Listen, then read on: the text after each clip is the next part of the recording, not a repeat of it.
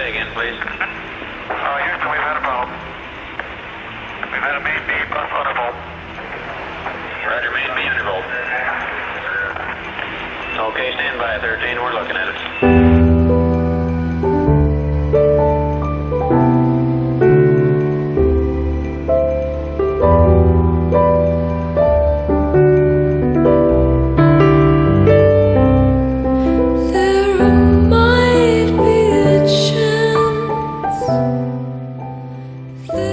Hey, what's up, everybody? Welcome to the first episode of the Dark Hypotheses, a dark matter podcast, a FanCast, if you will, co-hosted by myself and my Agasicles statements from gearworks.com, and my good friend, Mr. Dave Petchy. How you doing, Dave?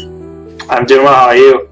Good. So this is kind of a reunion tour, if we will. So Dave and I, when we were working with Geeks Worldwide, started a podcast back then titled What You Can't See, where we kind of did what we're going to do, which is kind of have a weekly, or back then it was a bi-weekly discussion about Dark Matter Season 2. It was just kind of all of the conspiracy theories and a little bit of fan worship probably over how well we like how the series is proceeding from week to week. So we're going to do that again for Season 3, but at this point Dave and I have not been working with Geeks Worldwide, not because of any misaffair, but just because we elected to move on and work on other projects. So I started my own technical blog, Gear Up Again, over at gearworks.com, and have been podcasting with some old friends of mine with a gaming podcast called the Band of Gamers Podcast. Although this is the last week, we're going to be titled that, and we will be rebranding next week. So stay tuned here, or just check out my YouTube channel, Rounding Off Infinity, if you want to keep up with that show. And you can catch the last few episodes of Band of Gamers on the Band of Gamers podcast, Band of Gamers channel. So, Dave, have you had anything going on, or have you kind of been focusing on other things in the, I guess, season since we last talked Dark Matter? I've been watching my usual shows. The superhero ones. Got into finish Star Wars Rebels. I watched a little bit of the 100, but I was like, it's too depressing for a sci-fi show. So those have been the shows I've been following. This summer, all it is really is Dark Matter. There's really nothing else I like.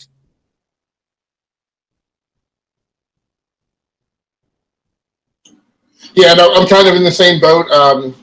Of course, my big sister show to this one last year was Marco Polo, which did not get renewed for Season 3 due to the high cost. I think Netflix was quoted as saying the last season cost them like $230 million, $260 million, something like that. So they chose to bring that to a close. So that's what we've been up to. I'm going to try and soldier through this. I am exhausted. The Band of Gamers podcast, we've been doing live shows every other night because this is the week of E3. And so we've been trying to cover that with the big press conferences and all of the smaller press conferences. So this is my third podcast this week. I've got one more to go. And most of my nights have been up until very late and up very early. So Dark Matter, Season 3.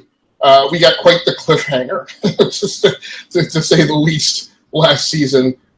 With the entire crew of the Raza, if memory serves, on board a space station where a peace conference was being held. And so we start the season off with the first episode called Being Better is So Much Harder. And as usual, it's kind of like a James Bond film, right? So every single one of these episodes that comes out, the title of the episode is actually a line of the script of the show. So Dave, I just want to kind of get from you a little bit of, before we dive into the details of this episode, just kind of your general feelings on seeing the return of the show. Did you track like all the reveals and trailers and promotional content and stuff like that, like in the lead up to the season? Yeah, I watched the teaser trailers, all of them, and that was my extent before the new season. So I have like a good feel. Okay, so and I actually tried, as I normally do, tried to go radio silent with being exposed to anything. The problem, of course, is I guess maybe my reviews and probably definitely our podcast caught the eye of I believe it's is it Joseph Malazzi, the showrunner and show creator. I'm just going to double check that real quick because I don't want to be very poor form to not get his name. I know his last name because it's the one I always look at, and I unfortunately don't look. Joseph Malazzi. Unfortunately, we caught Joseph's attention last season, and so he follows me on Twitter, and I followed him back, which means very frequently my Twitter feed is jam-packed full of all sorts of stuff that's talking about the upcoming premiere. So I've done my best to try and shield myself from that, but I think I did a pretty good job. So season 1 opens up kind of back on the space station, right? Or the season 3. Yeah, sorry. What did I say? Season 6? It's okay. Yeah, so and the reason I said season 6 is because one of the individuals that stands out the most to me in this premiere is Six, played by Roger Cross. Okay. And I just feel like the nuances in his line delivery are just, like, I feel like it's a significant upgrade from last season. Especially so as this episode kicks off, as the season kicks off, it is 2 and 6 that are in the Marauder together, escaping the space station. 5 is with Commander Truffaut on one shuttle. I guess she negotiated passage on another corporation shuttle, and that shuttle is returning them to the Raza. 3 is actually down on a nearby planet, having been rescued by the Galactic Authority officer Anders, who was Six's partner in his previous life. I think that covers everyone, right? Yeah. And then, with the android, you forgot where she's at. Yes. So the android's on the Raza, and what happened during the finale that she knows but everyone else doesn't is that Ryu, who is now Emperor of the Ishida Empire and has recovered his past life's memories, came to the Raza while the crew was on the space station, took the blink drive, directed Miyazaki, who's kind of his right hand now that he's Emperor, to use non-lethal force when she encountered Nyx. She took it upon herself to kill Nyx, but the android currently believes that it was Ryu who killed Nyx, because she was not aware. I guess she was not aware that Miyazaki was on the space station because she didn't see her. And now, as we'll get around to the crew reuniting, but that theory is starting to propagate. I'll also mention just at this point, real quick, Dave, before I turn it over to you. So kind of basic format for the show. I'm a little all over the place because this is our debut episode, and we're kind of formulating some of this in the hours before the show. So we're gonna cover the episodes. We still have to have a bit of a talk about the frequency, but we're going to be covering each episode. But kind of the shtick and the reason for the title is there's a lot of cloak and dagger around Dark Matter. You kind of never really know what's going on. It's a bit of a mystery. Sometimes those mysteries are resolved. Sometimes they are not. Sometimes they surface very early in the season and aren't resolved to the end. But it's kind of fun to play a little game of whodunit and kind of conspiracy theory about these things and spool and spin and kind of see how we turn out. So Dave and I are going to play that game during this season of the podcast. Each week, one of us will have the theory of the week, so to speak. We will put that on a chart, and we will keep track of it, and we will see how right we turn out throughout the year. So when a potential avenue for a given theory is cut off because of an event on the show, we'll strike it from the list and consider that theory closed, and then we'll just play that until the end of the season. We'll kind of close the chart and tally up how we did. So you are welcome to play along with us. We encourage it, and you're free to play in the chat and submit your own theories or shoot them to one of us on Twitter or Facebook, either one. For me, at least, and Dave is also on Twitter. So, okay, so there we are, Dave. That's the table is set. What were your general feelings of the first episode? That one was really good. I think I like the first one like even more because if you were watching my Twitter, I talked about the one reason that dark matter sticks out to me so much is in sci-fis it's usually very intense and tends to be depressing, and yes, there is a lot of depressing things that happen, but you also have these happy moments and these silly moments, and I believe that episode really caught it, especially when you have the sad moment where Nyx's ghost has one final conversation with Portia, and you get that little tear on your eye because it's so sad to say goodbye to your friend, and yet in that same episode you have these silly scenes, especially when the android pops out of a box like Snake in Metal Gear Solid and just shoots a bunch of bad guys. And I was thinking, having those two moments in an episode is just great. And that's kind of like what stuck out the most, and I think it was just great setup. How about yourself? What did you initially think? So I was kind of a total fan, right? I mean, the downtime between when a season of Dark Matter ends and when it begins is a very long time in comparison to regular network television, and it's quite painful, right? Because it's a short format season, kind of feels a little bit more like a British television than U.S. And there are so many questions. Like the nearest approximation that I feel to the show is kind of the Blacklist, and I draw that comparison a lot. And it's painful when there are questions and things not resolved, right? So and one of the things that sticks out to me, and it's definitely influencing kind of how I feel about this season, is the neat thing about season 2, and that was so interesting, was we got new characters. We got new members of the crew of the Raza. There were 3 specifically. And Nyx was one of them. She was the only one who remained a member of the crew till the end of the season. And we believe at least one other. I think was his name Sean was the doctor. Right. Yeah, and he got axed off, and then the other guy, which I think he's still around, right? I think so too. Yeah. Oh, and you know what? I think he came up in a. I don't know if I should say he came up in a trailer, so I think we'll be seeing. Okay, well, very cool. So, in a lot of cases, like with the doctor, right? As far as we can tell, it appeared that he was off, but I don't know that we ever actually saw like the culmination of that act. That's right. Yeah, we saw he got beat up by the Nyx's, whoever she was with before. I forget what they're called. Right, her race or whatever. Yeah. Yeah, so there's always kind of these little ends that leave a lot of open possibilities. Like I still, this is not my theory of the week, but I still believe that Jace what is it? Yeah, I still believe that Caruso, right? Corso, right? Corso, right? Yeah. Right. Is that we haven't seen.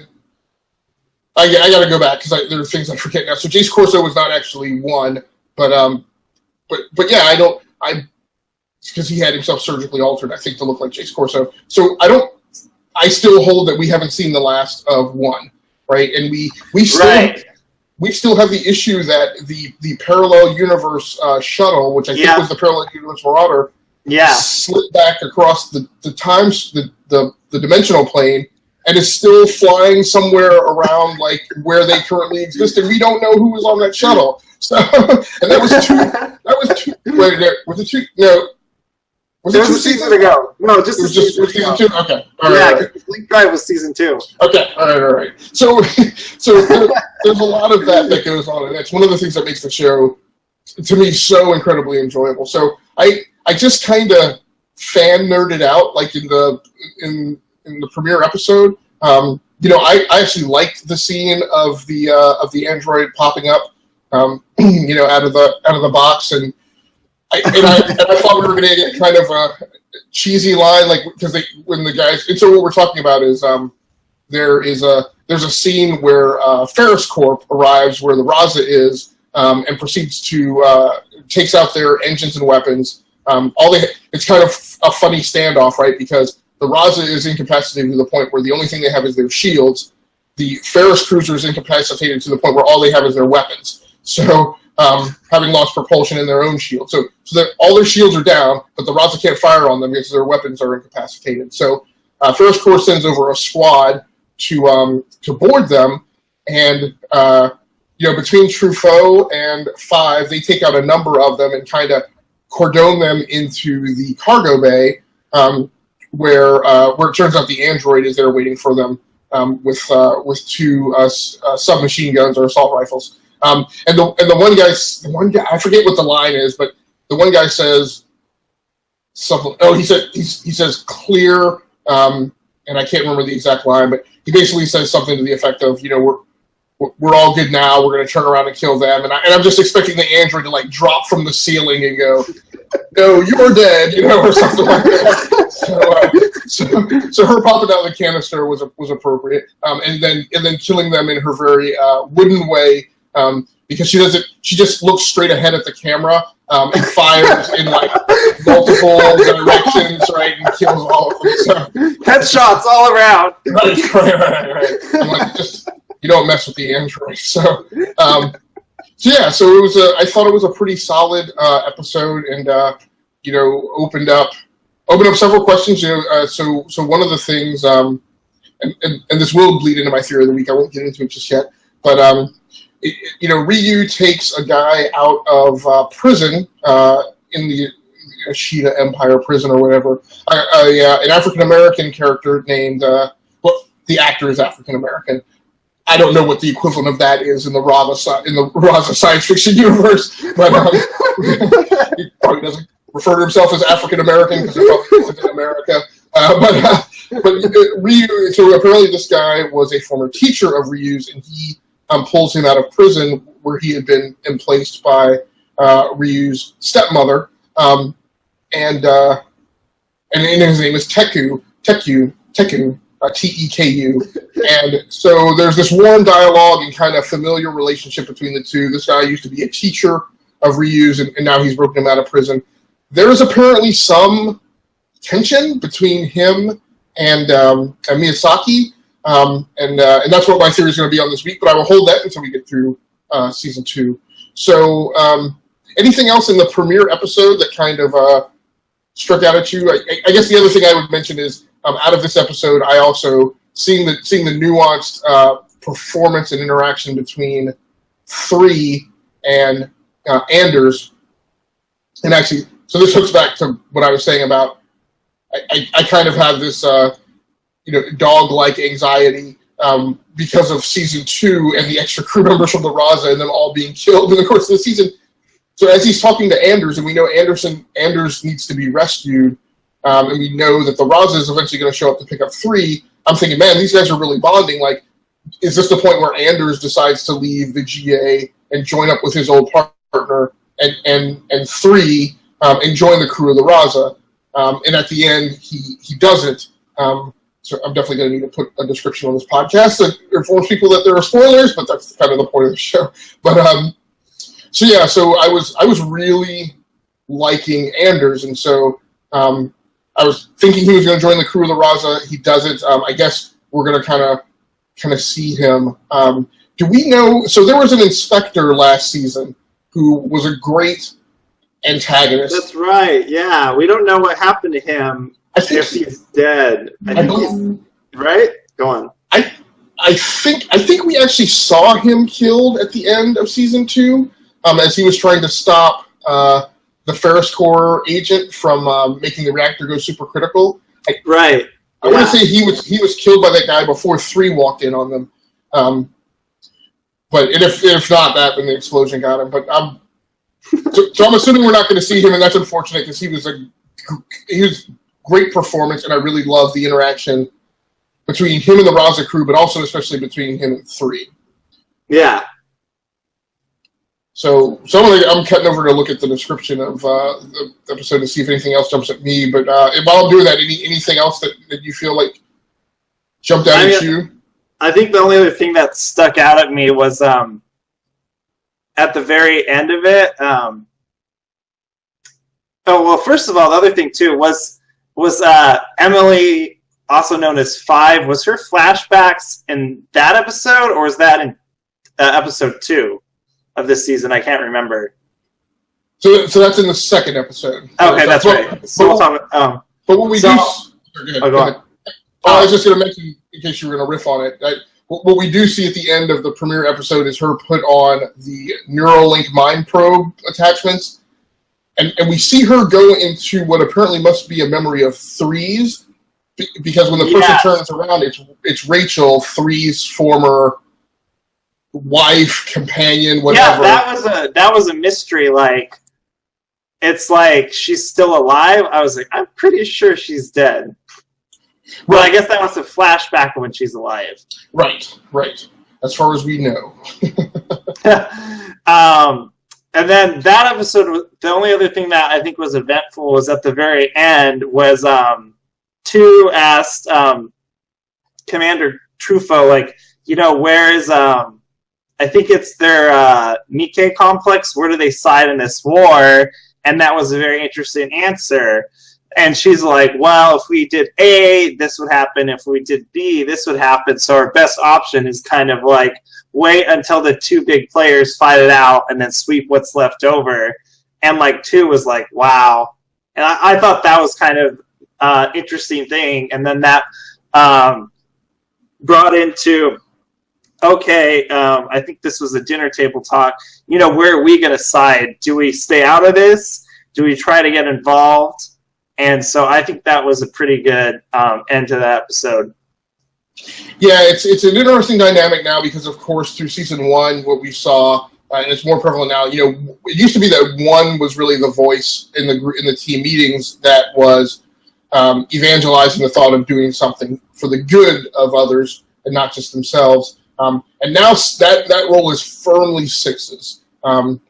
But what I like about him is it's not this one-sided kind of binary conversation like it used to be with 1. It is really, he brings in all the nuances, right? They talk about, 3 talks about, hey, we should hit a few places, and 6's response is, look, I don't mind hitting a few places. Yeah, we need to get what we need, but let's not go around kind of profiteering from the chaos that's about to start with the war. Let's get what we need and then figure out what we're going to do. To help. So, and I got the stinger of season 1 of episode 1 that I love is Melissa O'Neill, 2's statement at the end. So everybody's kind of talking around her and she's quiet, right? We should do this, we should do that, but we got to do this, but you can't do that. And she's just sitting there thinking. Everybody else is starting to eat. And it's really kind of this nice scene where the android comes out in a pink plaid checkerboard apron and oven mitts. I love it when they do those little humanizing things with her. But 1 or 2 just sits quietly, and then finally somebody says, "Hey, what do you think?" Actually, 6 asks her, "What do you think we should do?" And she goes, after kind of having collected all these opinions, right? She says, "We're going to hit a few places, then we're going to go get the blink drive, and we're going to kill Ryu Ishida." Right? And it's a very quick, succinct line, and I'm like, yeah, that's 2 for you, right? I mean, just yeah. So here's a question for you that I think, let's not spend too much time on it, but say Ryu decided to, he feels bad and he decides to turn a new leaf. Do you think that he should be forgiven, not killed, or do you think he should be killed regardless now?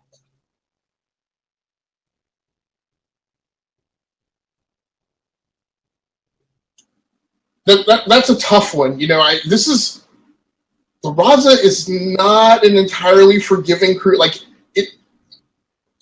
This group is definitely 50-50. And again, it's one of the loves and wonders of the show, right? It's whenever something like that comes up, like whenever they finally corner the person that they've been after, and the person explains that there's a reason for what they did, there is a firmly 50-50 chance that they are still going to kill that person, or they're going to let him go. And it's wildly unpredictable. I feel like I can't call that.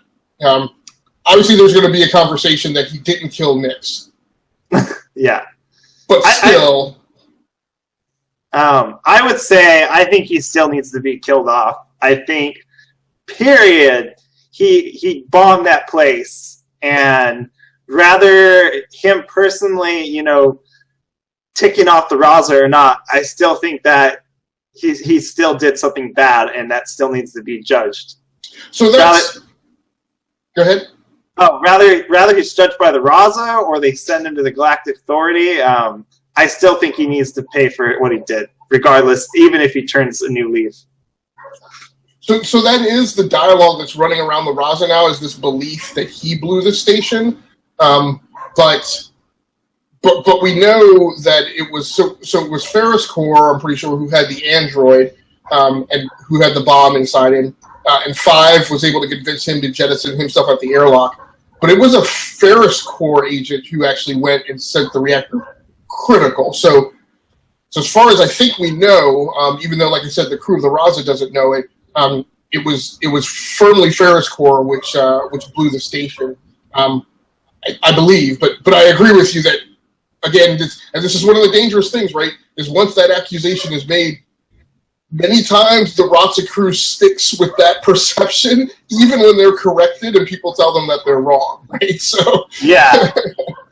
So I think it's going to be interesting to see.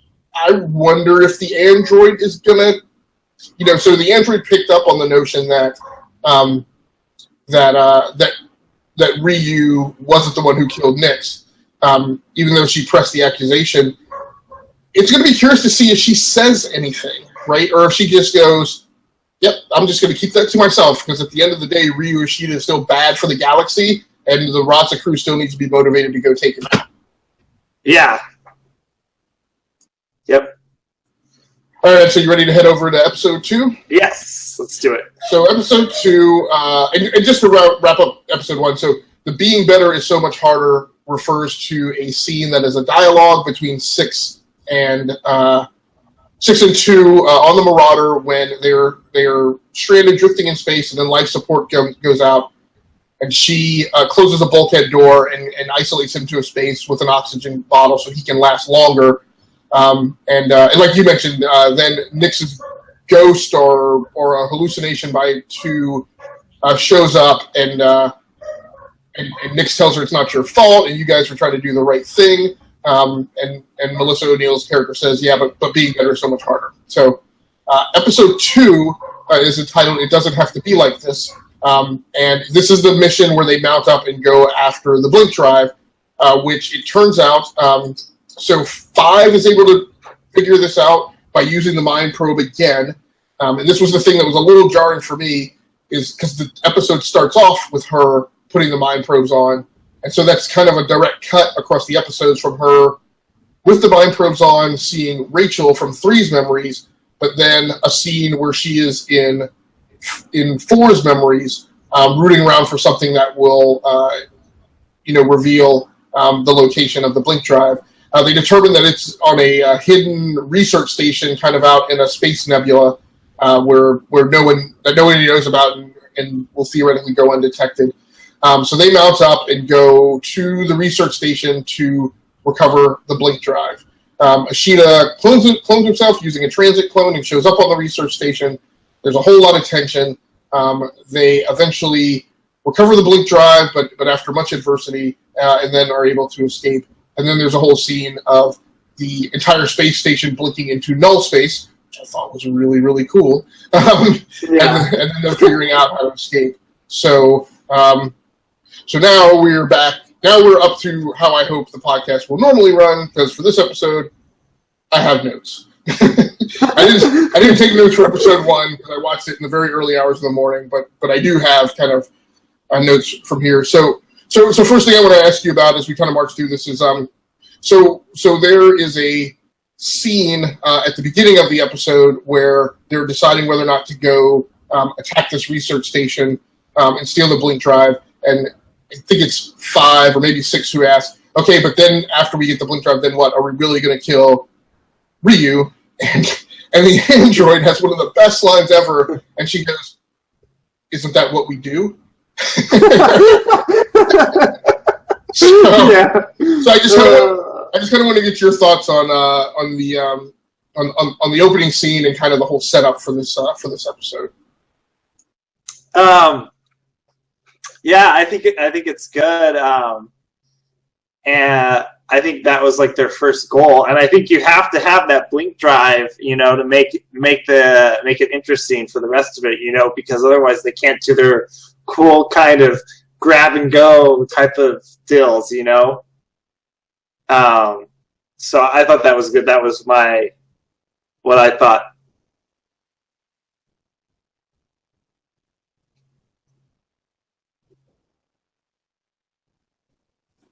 All right, cool. Sorry for the long pause there. I'm still trying to get our social media links out for the show. So here we go with my theory for the week. So the next hypothesis. Yes, hypothesis. Sorry. So there is a scene after that opening scene where Miyazaki comes in and sits down. It's very interesting that in the movement of going from standing to sitting in the chair that she keeps her sword on. Even though it would obviously be more comfortable for her to take it off. But she sits down across from Teku, who has since now been restored as the Imperial Advisor, directly to Yoshida. Excuse me. And through scenes in the first episode and this episode, there's clearly something that's gone down between them in the past. And Miyazaki goes through this whole thing of how when she was training to become a member of the Imperial Guard,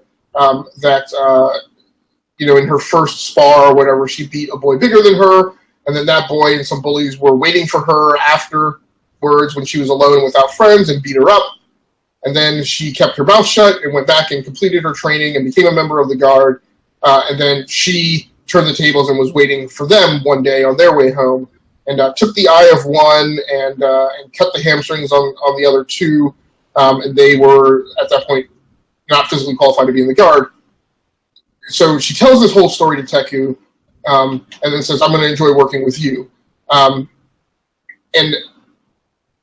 through that, I'm like, God, wait, did he wrong her in some way in the past? So at this point, and it may not be accurate, but it's just kind of a feeling that I have. So the point is she would have been a very young child coming up alongside Ryu when Teku was a full-grown adult, probably in his 30s. And probably had occasion to see her in the palace. I am going to say that my theory is either... Or hypothesis. Hypothesis. Sorry. So my hypothesis is either, and I hate to say it because it's going to be a difficult subject to see on screen and see them deal with, is I'm thinking that this is perhaps he sexually assaulted her. Or that he did something to wrong her family, such as maybe giving advice to the emperor at the time, Ryu's father, that something bad should be done to her family, and maybe her family was disgraced, and maybe something happened to her father and mother while she was adopted into the court. So I'll say that my first theory is the sexual assault theory, which is my primary, and then my backup is something done to wrong her family in executing his duties as an Imperial Advisor. So I'll be adding that to the chart, and I don't know, care to offer any thoughts on which one of those could be right, or if it's completely something different? No, I kind of agree with you that I think that there could be something more going on. Looking at the actors' expressions, yeah, so that'll be interesting to, and that's also interesting, to mention she always has her sword around her too, because I totally did not catch on to that, because somebody that would have been sexually assaulted or something like that, would always have that kind of defensive, aggressive kind of attitude from there on out. Yeah, no, I didn't even think about that. That maybe that was kind of. Maybe there is a thing that is telling in that motion, in that, because as a victim, I could definitely see a desire to remain always armed around that person, when you're encountering them in the future. So that's my theory on that. So So one thing I noticed, and I wanted to get your opinion on. So I feel like production quality on this season is way up. That there has clearly been an increase in their budget, and one of the things I noticed in season 2 was that so in Star Trek terms, in production terms, there in the Next Generation there became this phrase that was coined termed okudagrams, and one of that show's designers for their sets was I'm trying to make sure that I find his name, hoping it comes up immediately after. So Michael Okuda, who's a graphic designer. So Star Trek fans coined this term called okudagrams, and it was kind of a term that embodied the design and look and aesthetic of all the things that you saw on Star Trek's computer screen. So he kind of designed this notion of like what a Federation operating system would look like, which is obviously a very deep, intricate design activity to go through. I noticed this time in episode 2, they like really zoomed in on like the keyboards at certain points, and you could actually read like the keys on them. Maybe they've done that before, but they just looked a lot sharper this time. And so I feel like again there's been that kind of increase in production quality. Have you noticed anything kind of in that vein in the first couple episodes?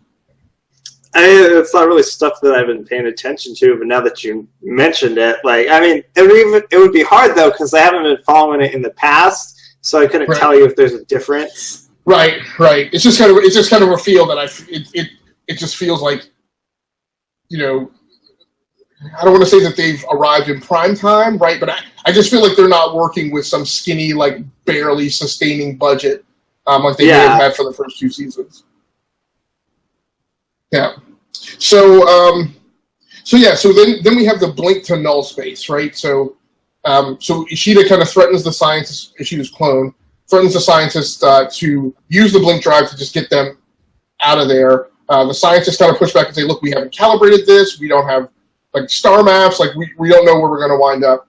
And Ishida's like, look, like kind of the any place but here is any place is better that isn't here, right? And so they blink out and they blink to this null space. And the note that I wrote down is, I don't know, because I think you watched Angel as well, didn't you? Is that another episode or another TV show? Another TV show. No. Okay, so it's a spin-off from Buffy the Vampire Slayer, but at any rate, in season 5, there was this. In season 5, they take over a business, and in the top floor of this business, there is a room called the White Room, where you take the elevator up to this nondescript floor, and you get out, and you are in a space that is basically devoid of anything other than what this being who lives up there creates, kind of on a whim, and it's always different. And when she creates something, it's usually like a stool, right, or a couch, or a table. So it's always this right room, and that just kind of immediately clicked for me when I saw where they had transported to. The other thing about this scene, because we've mentioned before in past seasons that every once in a while there is a plot that is exactly the same. Maybe I won't say exactly the same. Very, very, very, very, very similar to an episode of Star Trek: The Next Generation.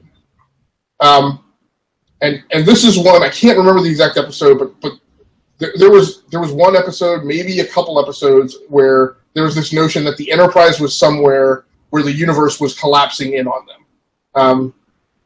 And I think there was a scene, I think there was an episode that I want to say they created a warp bubble around them, and then the bubble started collapsing. I think that was when they had like a scientist on board and they were experimenting with a new technology for the warp drive. So I think that was definitely that episode, and I think there was one other where the situation was a little different.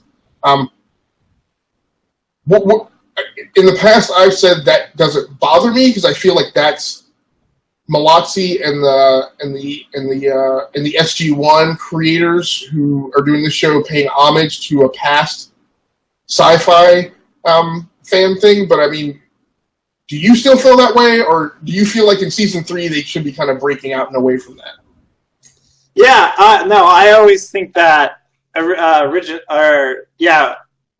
new things are better, originality, than, giving homage. I mean, it's nice they've done that kind of like homage in the past to like old shows, but I think we could come up with new things like from science that they could like play on and stuff like that.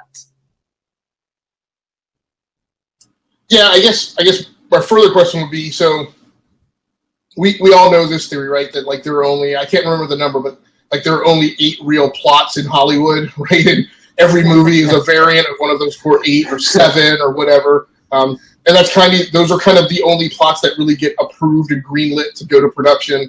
Because you have to kind of explain things to people in those terms, like this is a plot X movie or whatever. And so I kind of wonder, like it's arguable that there's only so many stories, sci-fi stories that you can do. So, I mean, I guess my question might be like, where do they get that inspiration from, right? If not from other sci-fi. Well, actual science stuff, right? I mean, like, even like the show's name, I forget what dark matter is, but actual dark matter is an actual thing in science. Right.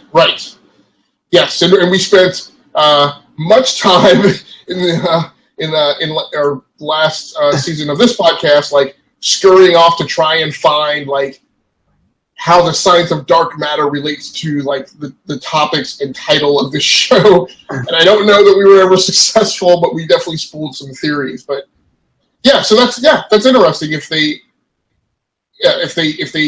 got more into the science, which we were trying for this podcast to kind of shoehorn a science-y theme or title around it.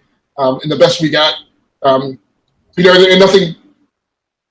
We had some ideas, but nothing really fit super well because there wasn't necessarily something on the other side of that actually in the show for us to anchor that to. So yeah, that would be interesting if the show got a little more sciencey and less conspiracy maybe. But I don't know. Do you think they can do that in the current kind of trending context of the show, or do you feel like that would be a different show? So, like, well, the whole conspiracy thing is kind of like, I feel like we've got to kind of, like, there's a point where, like, we can already know so much about their past, so they can only, like, so they got to try to find something, like, new, to throw in there. I mean, now I feel like, unless they added some new characters, and somehow, like, these new characters, like, can't know what their past is, so I would hate for them to do some sort of like issue like where they they lose their memory again. Like that would just be kind of weird. So I mean, like right now we're up to like we got a lot of their past down, and I think the only one who we haven't seen a lot of their past of is Emily, or also known as 5, and now we're kind of seeing that's going to happen probably in the season. Right, and now she has an additional name, as we were referring to as Dawes. Yeah, Emily or Dawes, right. So, yeah, I totally think that, the whole conspiracy thing, it's going to run out, that kind of it started, the mystery to these people past. Okay, well, we already know so much about them, so, what else is there? I mean, there's more to this show than just kind of like who these people were. So, yeah.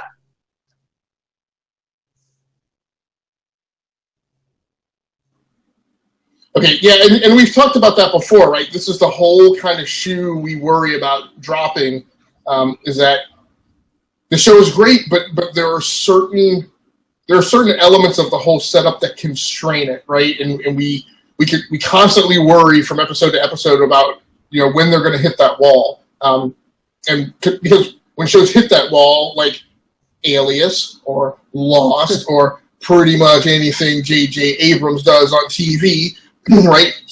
He hits a point where his whole setup has to break through a barrier in order to continue being a story, right?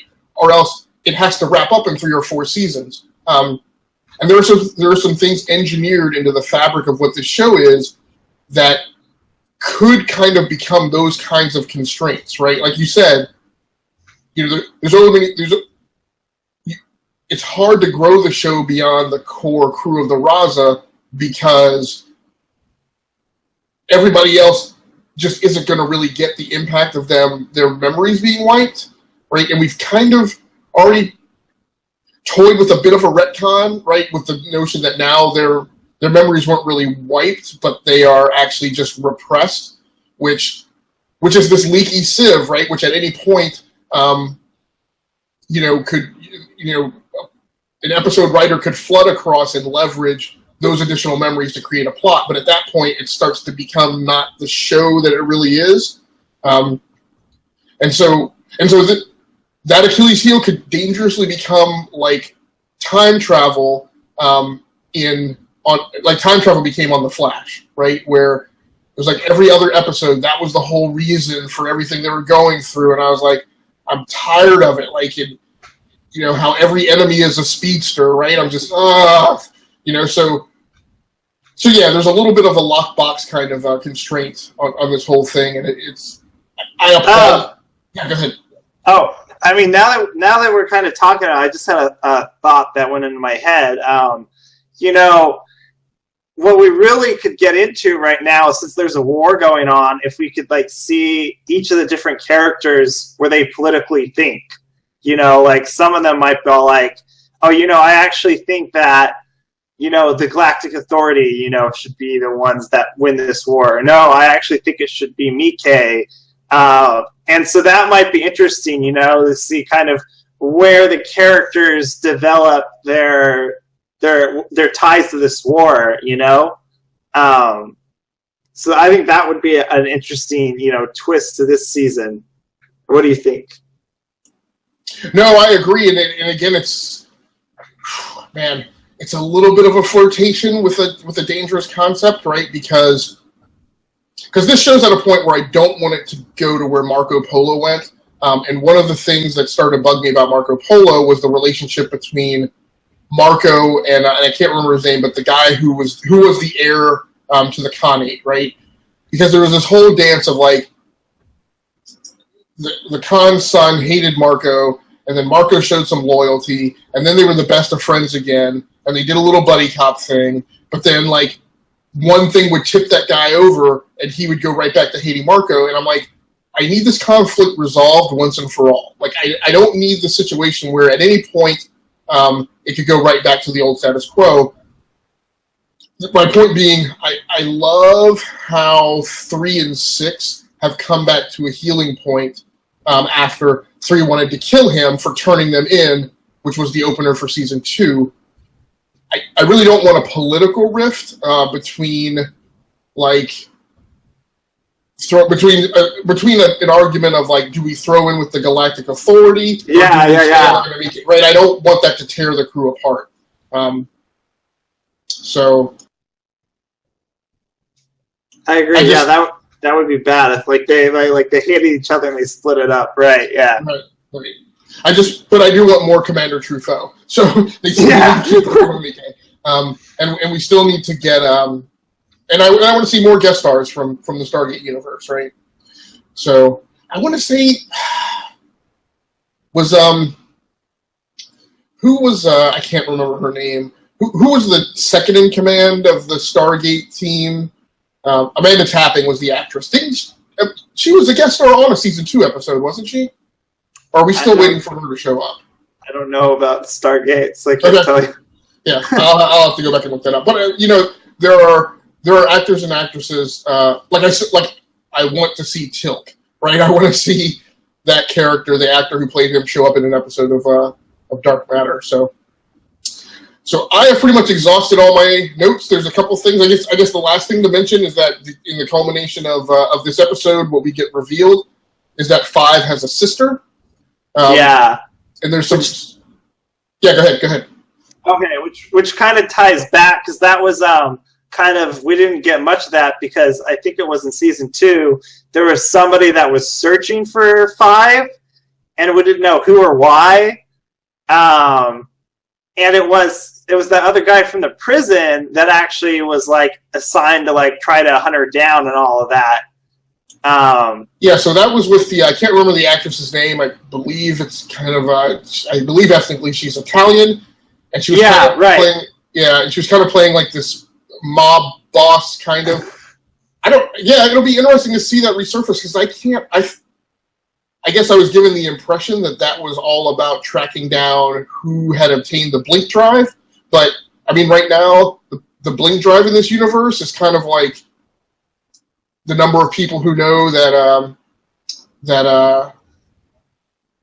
Barry Allen is the Flash, right? It's like everybody in the galaxy knows that there's a blink drive, right? So it's not really the most guarded secret in the galaxy anymore.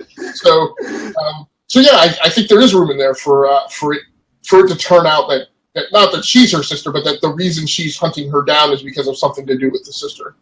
Yeah. Yeah. So yeah, that was my only other thing that I thought that's gonna re-tie up and all that. Okay. Well, that is all I've got for this week in these opening episodes. I just hope that from now on there will be one episode a week instead of two, because that's a lot of content to talk through. So I believe that's the plan. I don't want to say that for certain because again, this is E3 week. I have been deeply dove into like Xbox One X and what Sony's doing and the Nintendo stuff. So I barely squeezed in time to view these two episodes. So hopefully next week that attention to detail will improve. So anything you want to mention before I take us out, Dave? I think that's it. I haven't seen the trailer for episode 3, so I have no clue what's coming. Yeah. I meant to ask you, so how are you, and if you can say, great. If you can't, don't feel obligated to. How are you watching the show this season? I record them on DVR on normal TV, and then I watch it after, because I usually watch TV around my parents' schedule. Okay, all right, gotcha. So Sci-Fi is a broadcast network in your area? Yeah. Okay, right. All right, very cool. So it's on cable or whatever. Okay. So it's on cable. Okay, very cool. So last season I bought a season pass from Xbox and watched them either on PC or on Xbox. This season I'm watching them. I bought the season pass on Amazon. So I tried to just get them from the Sci-Fi channel, but they have a paywall for that. And then they claimed that they were available on the Google Play Store, but when I went, the new episodes weren't posted. And part of my struggle last season was I had a season pass on Xbox, but very frequent was the time where the episode would air on Friday, and on Monday, like, the episode still wasn't posted to Xbox. So I'm hoping to see that improve a little bit on Amazon, and the time of posting those episodes and them being available is a little cleaner, so we can get into a more predictable schedule. So that, I believe, is going to be it for us. I don't have a trove of stuff to I don't know why I'm blanking on the term, probably just kind of tired to plug, either on the website or on my YouTube channel. I guess I would mention I am playing a new game, Steel Division Normandy 44, which, amazingly enough, who would have thunk it, but in 2017, somebody actually made a new real-time strategy game. So I'm playing that. RTS just aren't made a lot anymore. I do have one video up of that on my channel, but that's mostly me fumbling around seeing how well I can figure the game out without playing the tutorial. So you're welcome to check that out. I plan on getting some more stuff up about the new iterations of the Dreadnought beta. And over on the site, pretty much right now, again, due to the busyness of E3, the main stuff there is that I just have the most recent episodes of Band of Gamers posted there. And when we rebrand next week, those episodes will start going up over there as well. And I think that I guess the only other thing differentiated content over on the main website is I did also recently view the new 2016 version of The Magnificent Seven. So my review for that is posted on the site as well. So that is going to do it for us. Thank you so much, Dave, for joining in.